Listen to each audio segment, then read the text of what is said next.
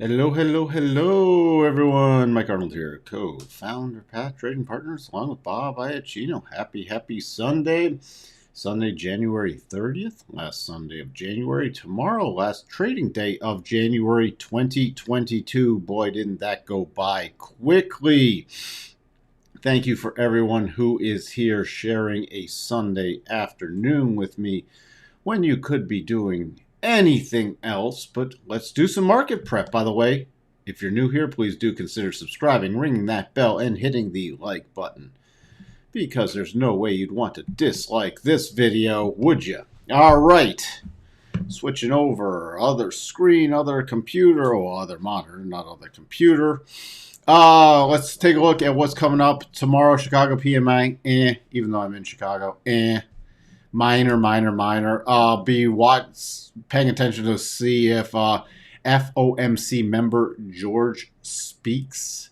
So that's not George Speaks is in his last name. That is the member called George Speaks.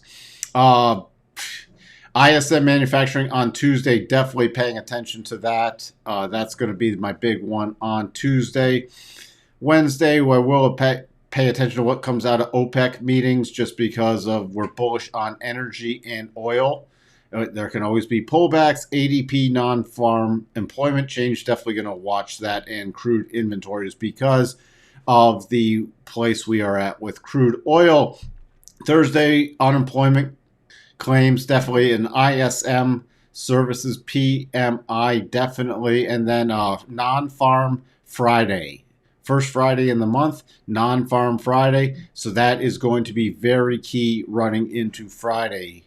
By the way, since we're recapping Friday's price action on Sunday, why do we wait till Sunday? Because we can then refresh our brains for trading starting tonight with the futures, and then tomorrow morning, instead of looking at something on Friday, trying to rush into the chair Monday morning and without having the proper prep time. So Microsoft, Apple, which had strong earnings, running up. Then we had Microsoft, we had a Visa, MasterCard, and PayPal coming in. American Express, everything strong. Google, also strong. Amazon, strong. Let's see. We have Kalani, Hawaii. Welcome. Hi, Christoph. You are very welcome. Going to be an interesting week. By the way, what happened to my... there we go. Just want to get to earnings because I'm like... I was looking at some of the stuff up there. I'm like, oh, a lot of these companies have earnings this week. Tomorrow, let's just take a quick look at this.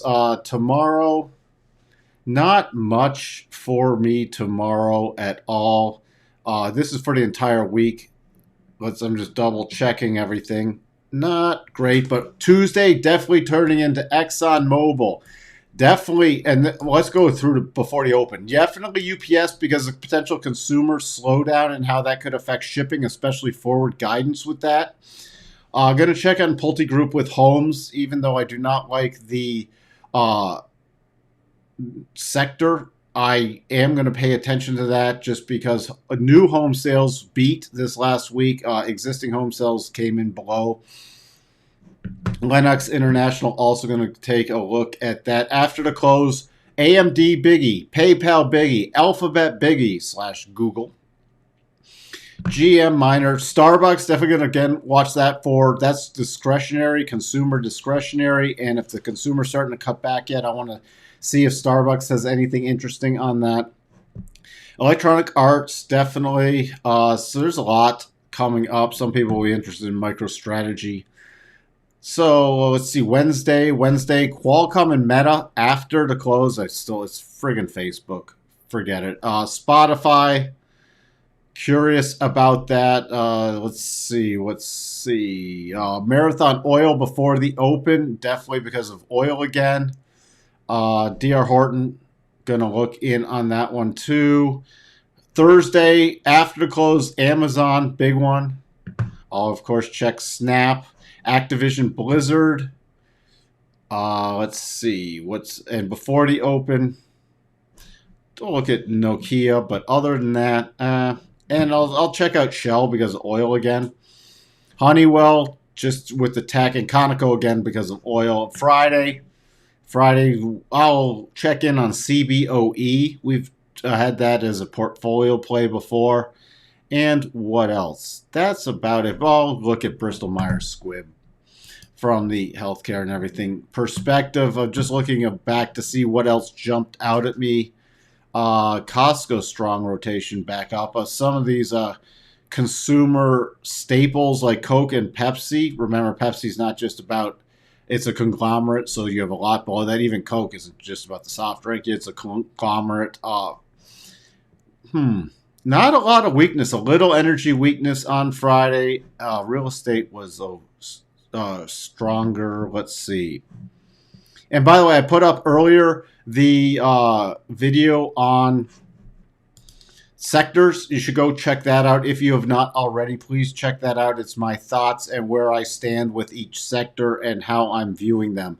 So that's a great conjunction. I pre-record that one, but it is a great to do in conjunction with the market overview. So Abraham thinks Amazon will be a disaster. It'll be interesting also with consumer again. December was not good for the consumer. Now we're January after holidays, and stuff's starting to slow down. So we shall see how that plays out. S&P we are still long. And we have a potential double bottom. I'm just watching for another very short-term continued bounce, and then I'm watching for a bigger rollover. All that's off, though, if we get a close below 4,300. Not only is that a key 62.5% harmonic from this little high to low swing in here, but so if we get a close below it, then we'll be coming back down to test these lows and possibly breaking them. That would also end my little minor bullish move up. So that's key. To the upside, though, I'm really watching, especially Monday, Tuesday, see if we get the close above this high from the 26th. High 44, 46, 25. We get a close above there.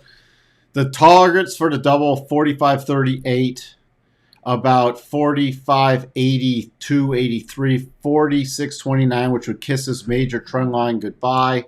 We are in bearish mode on the daily and neutral still on the weekly. Just because we're in bearish mode does not mean you can't take long trades. Again, we are long the S&P. However, we're aggressively move up stops and watch for the potential rollover moves. So that's what I will be watching for. And even if this double does trigger at its move up stop, the first target, then aggressively start taking profits at the second and the third. Let's take a look at that little shorter term price action for going into Monday tonight and tomorrow. I'm roughly about 44.25 for bullish mode. Also, we stay above there. We have a really nice horizontal channel working off this really deep oversold condition. You can see it roughly here. We're against the 50 EMA on the 4 hour. So a break above here. If you want some minor targets on a move up, 44.46 area, 44.75, then 45.05 to about 45.10 is major what I'll be watching should we have a decent rally tomorrow. A minor rally if we get through the high from the 26th, I'm going to be keying off of 44.75. Let's see. Amit, welcome. The sector video was amazing, insightful. Thank you. You are welcome. Hope you like the aspect of the relative strength I put in there. I'd like some feedback on there, too. It's crazy we're already feeling in the practice it was expected. Overhang from all the stimulus and government assistance. Time will tell. We shall see, but this is going to be a very interesting year. Especially, they're going to have to hike with inflation. We're already going into a slowdown, which we had the preliminary Q1 GDP came in just slightly above zero. Below zero is contractionary, so keep an eye on that. You also see back to the S&P. By the way, I forgot to put that up. Full target on that is right at the 200 simple moving average on the 4 hour. And even though the full target could take it back to potentially neutral, that would just be a very short-term neutral because we'd watch for a kiss this major trend line goodbye. To the downside, I can't really use the rotation zones here. One of my major areas I'm watching is about 43.27 on a pullback. If you want to use other pullbacks, we have the harmonics up here from the lows on the 24th to the highs on the 26th. I use those as key pullback levels to watch for. So my first pullback level would be about 43.88. Then I'd be watching 43.59, 43.28. Major, then I already listed, is 4,300. So that goes into the S&P. Taking a look at the NASDAQ, again, also potential double bottom on the NASDAQ. It is also against the rotation zone. My first target's on the NASDAQ. Let me zoom in here. It has been weaker than the Dow, but my next target, we have the daily rotation zone coming up, is 14,500 essentially. We get through there with any amount of momentum, I'm looking for about 14,640. That recent high, we need a close above it to trigger this double. The double, the first target is right by the flat 200, so about 15,037, and right by the top of the rotation zone. So we could easily pop up here and then roll back over. This is definitely an area to really tighten up a stop if that does trigger. 15,236 and 15,435 to the upside. Shorter term. Sorry, I'm running a new microphone. It's sort of in the way of a couple clicks. That's if you see me peeking around something, that's what I am doing. I'm definitely keeping bullish on the sand the same as Friday. 14 about 358, 360, even on a pullback. If we pull back a little deeper, 14,292 with the rising 1 hour rotation zone.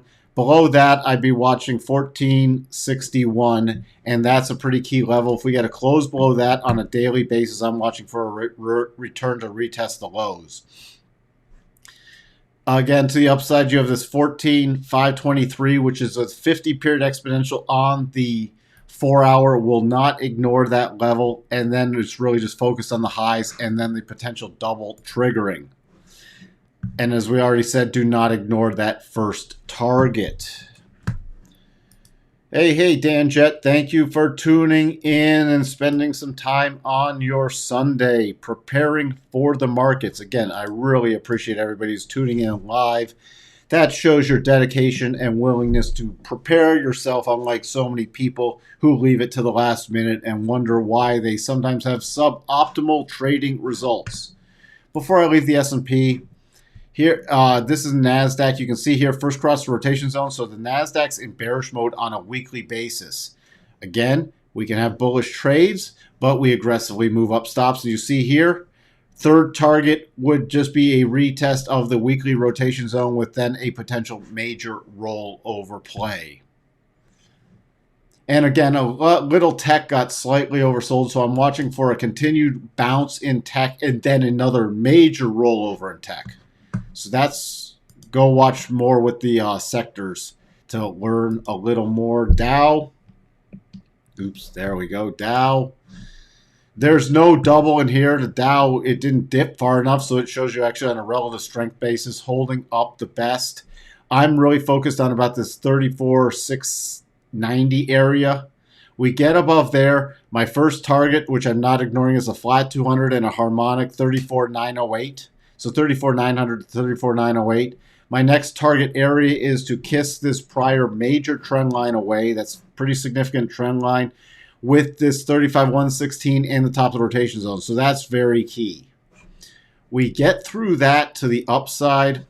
We're still technically barely in neutral, but if we do get above that, then I'm roughly working off of, let me just fine tune these levels. See, we used to have a little cluster there. I'm actually going to bump this level down. Right around there, about 35,382 is my next key area to the upside.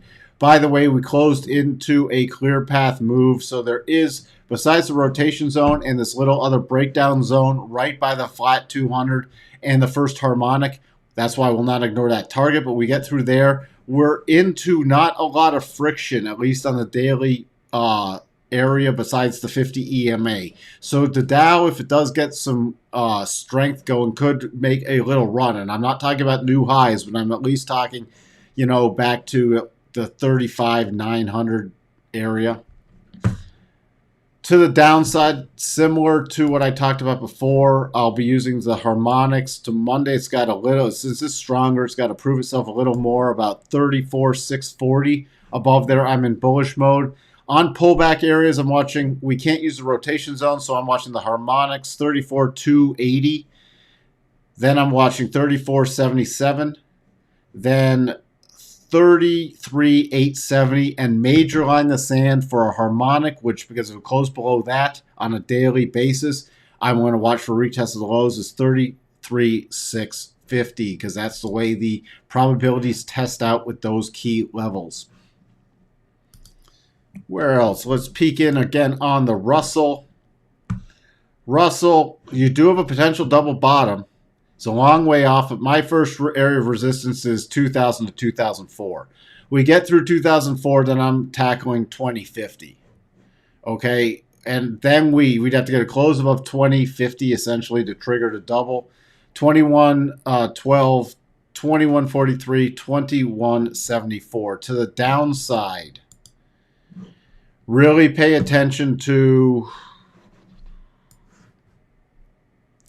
about 1905. You start getting moves below 1905. I'm targeting the lows 1894, and then we break through those lows. Oops, hold on. We break through those lows. I'm updating the harmonics lower. And these are the major harmonics. The minor harmonics would be wrong one. Sorry about that. Your minor harmonics are roughly about 1872, 70. Then I have a cluster, 1842 to 1853. Then 1793 is your next major down move on the Russell. You can see it is coming out of oversold with a little divergence and a potential double. No strong buy pattern yet. I'm just watching for some continued follow through, since I'm watching for this very short-term bottom to hold. And my first target then, as I already said, is roughly this 2004, 2005 level, returning to the daily rotation zone. All right.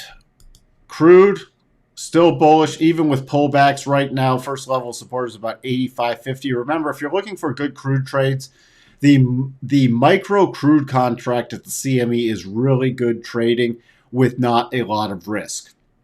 So you can take a lot of these micros are really good right now. Major support on the daily coming in about 82.25. Excuse me. Sorry about that. When I talk real fast, sometimes I get the burps. More than you will probably want to know, but just explaining. We're starting to lose a little momentum on this most recent push-up. You can see cascading momentum lower on a weekly basis. So at some point, if we start getting a close below about this 85 level, I will start watching for a bigger pullback in crude. Gold, this is why you got to still, I've talked about this before, don't get greedy. At some point, gold will be an amazing commodity play. It keeps getting sold, and since there's no metal settlement, it's all cash settlement, you can get some really interesting games being played in both gold and silver. So on run-ups, I like to take profits and then reestablish positions on drawdowns. Be a very aggressive buy on a close above Friday's high. Silver, very similar, aggressive buy on a close above Friday's high. But we're in overall gold and silver, very similar in this huge consolidation pattern. Notes, we have a potential double bottom in the 10-year notes. This is not the yield. This is the notes themselves. A close above 128.22.5 would, then I'd be watching 129.14.5, 129.26.5, and 130.06.5 to the upside. I'm thinking we might get a slight continued pullback in rates. Let's just peek in on some of the yield curve to see if there's anything interesting. The 30-10s are only at 0.30% above the zero line. What was getting interesting? The 10-7s are really starting to get down there also. The 10-2s, look at this. Look at that drop in the 10-2s. Now, I'm thinking we get a little pullback in the 10-year yield. Here's the 10-year yield. Let me get back to my candlestick, and you can see the double top. I should call it the potential double top here in the yield. And we should be using the conservative targets with that. So overall, I mean, you could even see a yield return if it comes back to all the targets. Let me see this on the weekly. I'd be focused on the 1.577. If we get the bigger pullback in yield, 1.577% would be the yield area I'd be focusing on with that. Real quick, what else do I want to look at? We check the ratios of growth to value. When it's going down, value's in play. When it's going up, growth is more in play. You see we might be putting in, we got some divergences down here. We might be getting right at a key harmonic level. So we might have a temporary shift into a little more growth versus value, which would make sense. A lot of the growth is in technology, and I'm watching for the continued bounce, and then I'm watching for another rollover in growth. So I'd be paying attention to the rotation zone on the daily. You look at the weekly, clearly in bearish mode. Even if it rallied back up to a ratio of 2, it's still to be sold. That's one ratio. Here's the other one. Again, I look at these are two different ETF ratios. Let me bump this down here. You can also see the same thing looking like it's bottoming out. Just one getting a slight close in the rotation zone, so I'm watching for a return to 0.5. That would just be a brief little shift into growth versus value and then a rollover. And you can also see it with this one. Bearish mode on the rotation zone, so even on a stronger bounce up into the 0.51 ratio area, I just look for another rollover in that. Again, for both these, on a bigger macro perspective, I am watching for a much larger turn. You see here's a monthly chart on this growth versus value. Looks like a pretty big double top. I mean, longer term, I'm watching for, again, it to really dip down here. Here's the other example. A really nice double top would trigger. Let me just show you on this one.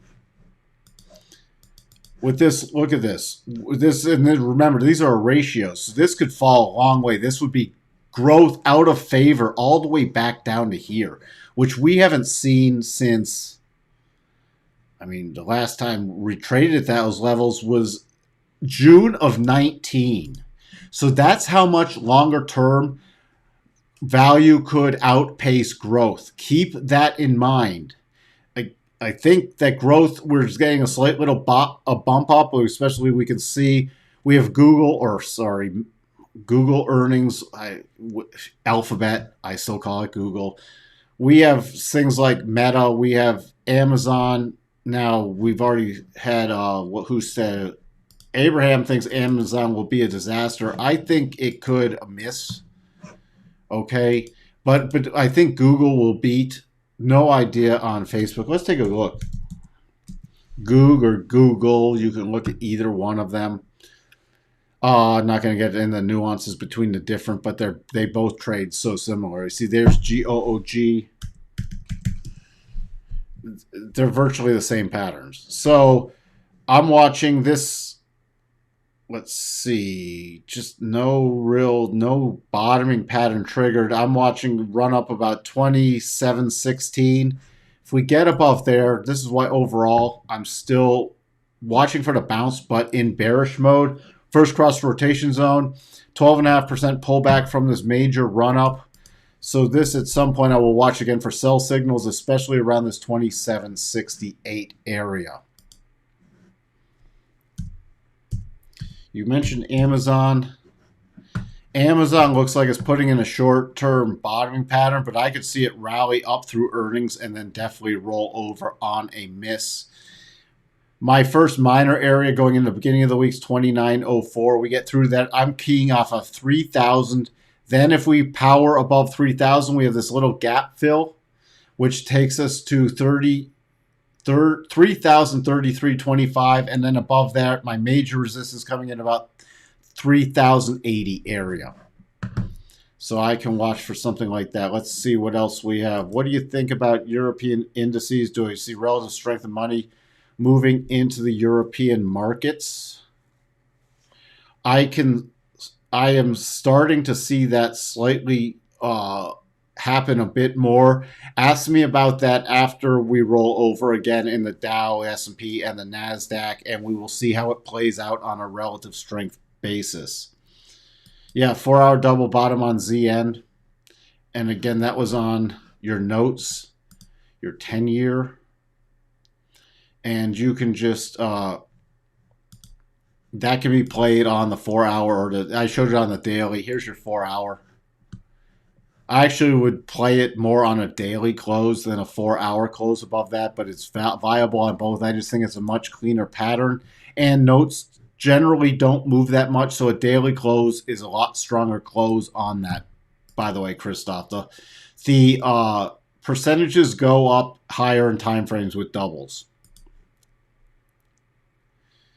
Potential daily double bottom on ZB, the 30-year. Yeah, I just don't have that one in my watch list for the main portfolio. Yeah, it looks like a potential double. Don't like that hitch as much, but you start getting a close above 155.29. And also you get into this area of a clear path, so it could also make a big run. But I will have to really see. This was when I pay attention on the closer targets with this one. Let's just see where it looks like on the weekly. Remember to go through your time frame. See, even with the return here, and I doubt it would get to the other side of the rotation zone, but even the first target with your weekly rotation zone, that would be my first area to really watch for a potential rollover on that. Take a look at the dollar index. Again, we had the breakdown pattern. And then we've had the follow through on the other side to the first harmonic. Key support I'm watching is 96.64. You could have closed back in there.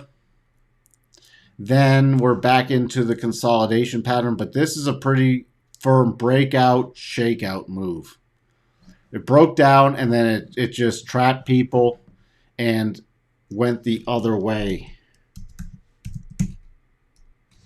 I mean, Euro USD. Let me see.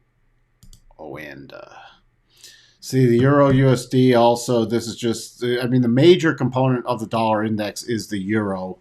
So that's why I'm checking in on that. You see the break to the upside in here, sucking people in, and then just the power move lower. Again, your first little area to watch for a bounce is about 111.86. I really will watch 111.80 because the 80 and the 3 decimal places in, let me put it that way, are very good intra-dollar mark points to watch for. Then I'll be keying off about 112.36 right in here, and then watch for another roll over in the euro. All right. I think I covered a lot of stuff. We don't have to keep this one as long. Let's just peek at copper. Again, the metals are getting slammed again. Still very bullish on commodities, though, separate from that. Let's check the, I didn't check. We're getting more and more into spring. I put DBC in the sector overview. Again, that's the commodity ETF by Invesco. Invesco DB Agriculture Fund, I'm keeping a closer eye on also because it's in the commodity sector with grains. This is a lot of focus on grains. I really start paying attention to this as we get into spring and summer because there can be some power moves in grains. And grains also from an agricultural point of view. Also, there's a crunch on fertilizer, okay, because of the global pandemic and supply chains issues, and the price of fertilizer has gone through the roof.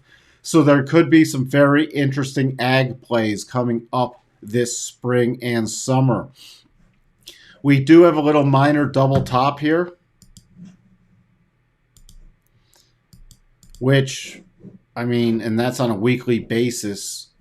So that's the only way I'd start watching for the bigger pullback. We do have some waning momentum, but I'm still, unless this double triggers, I'm still in potentially buy the pullbacks based off your based off of shorter term patterns. Okay, so that key area you'll be watching for, especially on a weekly close, is 1931. Then you have some targets to the downside, but as long as that's not triggered, its rotation plays higher. On metals, double top triggered on PA1 bang. Oops, not bang one bang.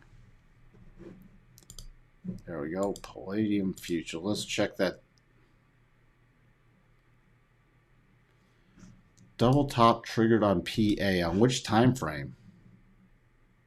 Sorry. Okay. I was wondering, I'm like, I don't see a double there. And Christoph he's a member of our Discord, by the way. Did it trigger? Not on the front month. Didn't trigger on the front. It confirmed on the front month, but did not trigger, at least on a daily point of view. See, this is another example. I would trade this on a daily. Aggressive is a 4 hour, that's fine, but it's a hell of a lot cleaner on the daily. And it's against the rotation zone, so I'd want it to try. Remember to watch the rotation zone on these, because when it's against the rotation zone, I like it to trigger on that higher time frame. Just a little tip, but here are the targets. Again, we've had some weaknesses in metals, which, especially that second target, really nice. So your targets, if it rolls over again on the 4 hour, you're looking at about 976, 962, and then 948. I'd really be focused on that 962. Let's see what that looks like on the weekly. So that's still a huge choppy mess on the weekly. That's interesting.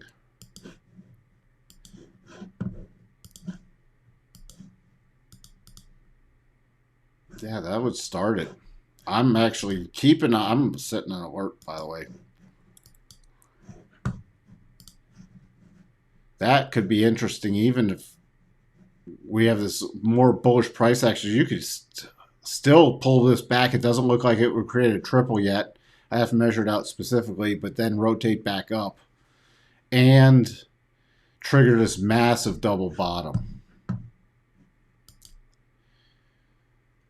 Joined a bit late. What's the outlook on Tesla and coin? Let me do coin first.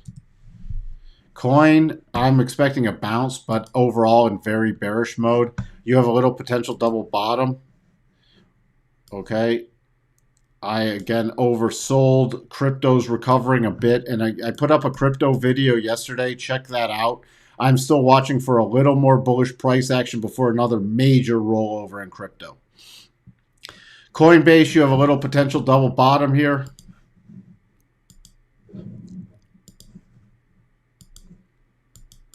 It'd just be a recovery rally. Let's see with that on the weekly. Look at that with the weekly. Because we're in bearish mode on the weekly. That would just be to this prior supporting area. The first target would essentially be to the prior support becoming a resistance breakdown area about 216.25. Next target is the rolled over weekly rotation zone and a significant level coming in about 225. Final target 233. So this is just a potential bounce play. It has not triggered yet. And it is against the daily rotation zone. So theoretically, to confirm this, you'd need a trade above 198.05. To trigger it, you need a daily close above there, but you're against the daily rotation zone. So you could even come up to this first target and just roll over. That's why it would be a very aggressive play, and I'm more likely to watch for another rollover play because longer term, I am very bearish on Coinbase. I'm actually bearish longer term on the cryptos until we get some of this stuff washed out. You can listen to what my thoughts are with the crypto when I put up. Tesla. And again, I had a video Friday that's still in play.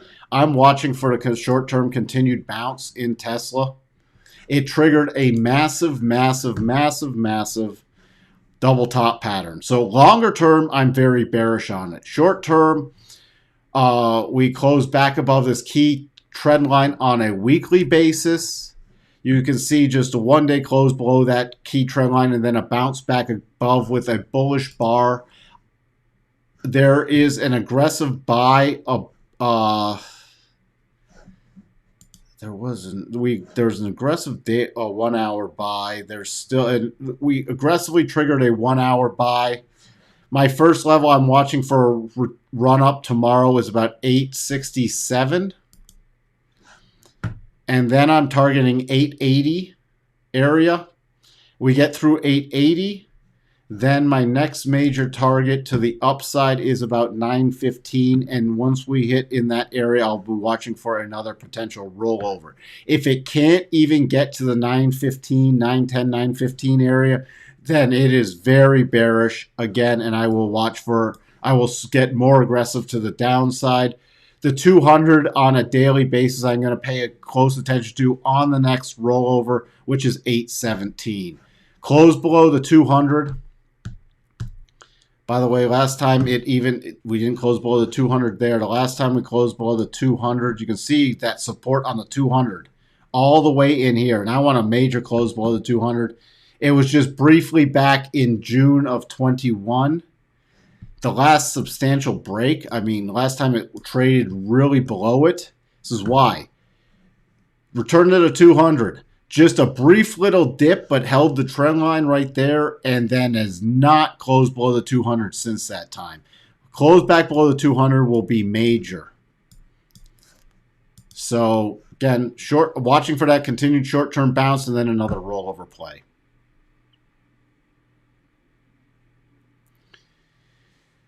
All right. Not seeing any new questions. Just seeing some spam comments come in here from the bots. And I will then talk to everyone tomorrow. Again, please help support the channel by checking out the other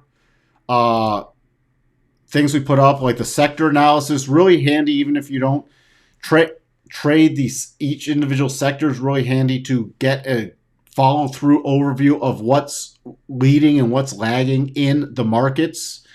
Thank you. I don't know. Didier, please. You're gonna have to put in a phonetic pronunciation again. I'm horrible with names. Horrible.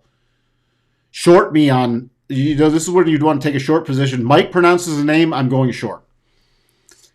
Watch the video on crypto. Yes. I think that the stable coins are going to blow, starting with Tether this year, if they're not banned before then. That's going to put a major longer-term crimp on the crypto market, and then I'm hoping we'll get a lot of riffraff washed out of there, and we'll actually get some more legitimate trading coming in without all the constant wash trading. With that, I'll leave it at that. Futures open in about my time in about an hour, 15 minutes. So let me get set up for that. Until then, I'm going to check out some of the football playoffs. Everyone have a great rest of the day, and I'll talk to everyone tomorrow. 2 videos tomorrow, market overview and Tesla after the hours. Thank you. Thank you, Ben. Thank you. I'm here every Sunday to help us all prepare. Oh, one other quick one. I'm watching again for a continued short-term rally in coming back. You see, did not get the close below the weekly rotation zone after hitting the second target on the weekly double and holding above a key level. I'm actually watching for some continued follow-through on Apple to the upside. Okay, so keep that in mind also, and then another significant rollover in Apple. With that, I'll wrap it up for now. Talk to everyone later. Have a fantastic Sunday.